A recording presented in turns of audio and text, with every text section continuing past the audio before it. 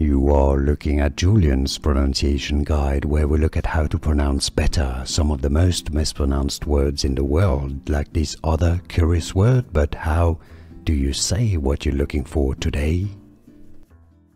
Let's learn how to pronounce the name of this country in the Middle East. Alright, so first in Arabic, it is said as Libya. Libya. So this is why in English, for once, it's said rather similarly to the original language in the country. Libya. Libya.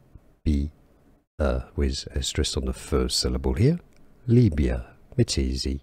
Now you know. Here are more videos on how to pronounce more confusing words and names too many mispronounced. Like this video if you found it useful. I appreciate your support. I'll see you soon and thanks for watching.